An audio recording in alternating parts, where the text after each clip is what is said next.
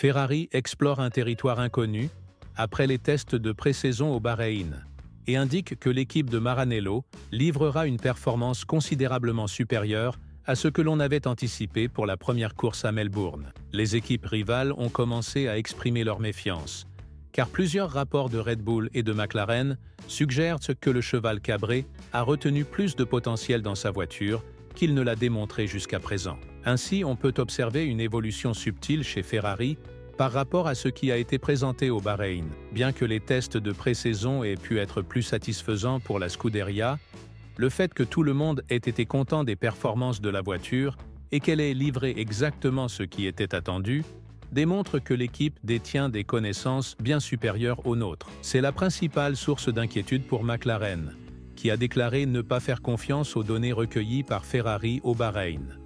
En analysant les déclarations de Vasseur, on comprend pourquoi les concurrents de Ferrari restent prudents quant aux performances du cheval cabré. Le directeur français a été très insistant en affirmant qu'innombrables variables entrent en jeu. Mais le point central est que la présence au Bahreïn n'avait pas pour but de démontrer une performance maximale. L'équipe s'y est rendue pour vérifier si les résultats obtenus sur le simulateur correspondaient aux attentes sur la piste avec le modèle actuel. Le résultat positif de cette comparaison démontre que le concept de la voiture fonctionne de manière très satisfaisante.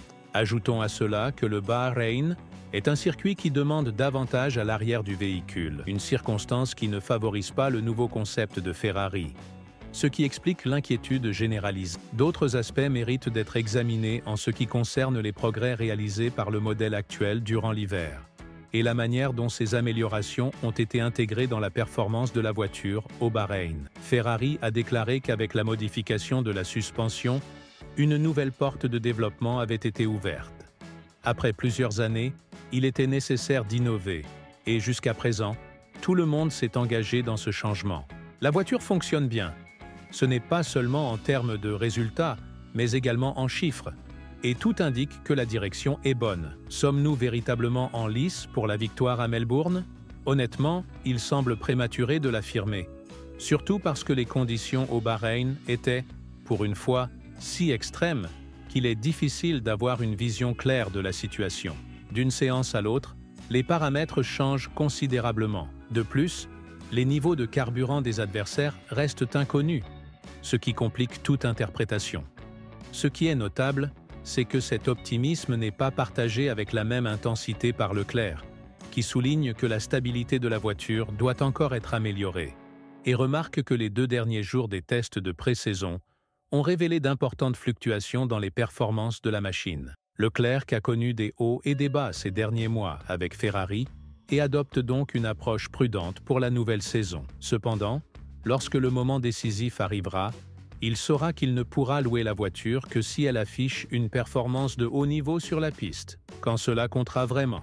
Expliquant ses sentiments vis-à-vis de la voiture et partageant une approche prudemment optimiste, Leclerc a déclaré qu'il préfère attendre avant de risquer de qualifier la voiture de rapide. Ce n'est qu'à Melbourne qu'il sera possible de mesurer son véritable potentiel, car là, toutes les conditions seront idéales pour en extraire la performance maximale.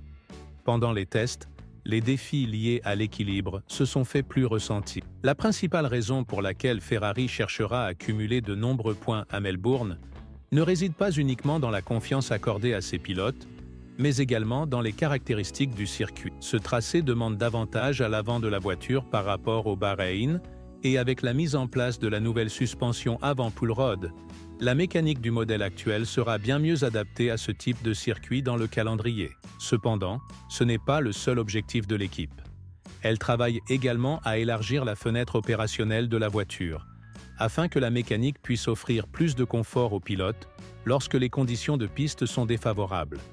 Une grande partie de cette adaptation concerne l'aile arrière, qui présente une forme de cuillère plus prononcée et qui sera sans aucun doute utilisée sur les circuits à charge moyenne tout au long de la saison. Affirmer que l'objectif de Ferrari est de gagner chaque course serait un euphémisme. Il suffit d'observer la confiance avec laquelle l'équipe discute de ses perspectives. Tous les regards sont tournés vers Hamilton. Et ce n'est pas sans raison. Le pilote britannique a traversé des moments difficiles chez Mercedes et, après une période turbulente, se trouve enfin dans une voiture capable de se battre pour des victoires et pour le championnat. Cependant, le défi se complique avec un coéquipier aussi compétitif que Leclerc, qui ne ménagera aucun effort pour revendiquer ce qu'il estime être légitimement sien, le titre. Il sera intéressant de voir comment Vasseur gère deux pilotes aux personnalités aussi affirmées qu'Hamilton et Leclerc. Loin de fuir le défi, il l'embrasse pleinement. En évoquant ce processus de gestion, qui pourrait se révéler être un problème bien plus important que prévu lorsque les feux s'éteindront, Vasseur a affirmé qu'il préfère voir ses pilotes se battre à l'avant, plutôt qu'au fond de la grille, bien qu'il puisse regretter cette décision si la situation venait à déraper. De plus, Ferrari ne s'arrête pas là. L'équipe est désormais engagée dans une période de 3 jours de travail sur simulateur à Maranello, analysant le comportement du modèle actuel à Melbourne. L'objectif est clair, gagner dès le premier jour et ne jamais regarder en arrière. L'optimisme grandit dans les coulisses, et il est facile de comprendre pourquoi les pilotes et l'équipe ressentent le besoin de prouver aux tifosi que cette année sera enfin celle de Ferrari, sans aucun obstacle. C'est une mission que l'équipe tente d'accomplir depuis très longtemps, et, maintenant qu'elle dispose enfin d'une voiture véritablement compétitive, un dilemme intéressant se présente. Qui sera le pilote numéro 1 ? On s'attendait initialement à ce que Leclerc occupe ce rôle, en raison de son expérience avec Ferrari. Mais le processus d'adaptation d'Hamilton s'est révélé plus fluide que prévu, le plaçant sous les feux de la rampe avant la première course à Melbourne. Les lacunes relevées lors des tests des pilotes de course ont désormais disparu, ne laissant que des marges minimes entre Leclerc et Hamilton, des différences qui ne pourront être tranchées qu'en Australie. Les commentaires du pilote septuple champion du monde sont bien plus encourageants que ceux de Leclerc. Expliquant ses sensations vis-à-vis de la voiture et la manière dont elle répond à ses commandes, Lewis a déclaré qu'il était encore trop tôt pour affirmer catégoriquement, mais qu'il appréciait grandement la voiture. Lui et la voiture développent progressivement une connexion, explorant de nombreuses possibilités sans modifier les réglages ni orienter le développement de manière brusque. Ils suivent simplement le processus et testent l'interaction avec l'ingénieur. Jusqu'à présent, Lewis a pris beaucoup de plaisir à piloter la voiture et estime qu'il reste encore beaucoup à découvrir. Il a mentionné qu'il en retirait un peu plus à chaque tour et que la voiture s'avère polyvalente lorsqu'elle est pilotée de différentes manières, rendant ce parcours très agréable. En particulier, ce jour-là, des améliorations incrémentales dans les réglages ont permis de progresser, bien que le travail ne soit pas encore terminé. Avec tout cet optimisme prudent au sein de Ferrari, il ne nous reste qu'à attendre pour voir si l'équipe a véritablement retenu plus de performances que ses rivaux ne l'imaginent. Naturellement, un point crucial de discussion sera l'aile arrière de la voiture, qui fait l'objet d'une surveillance étroite après que le directeur technique de Red Bull, Pierre Waché, ait déclaré que cela pourrait constituer un problème persistant tout au long de la saison, à moins que la FIA n'intervienne.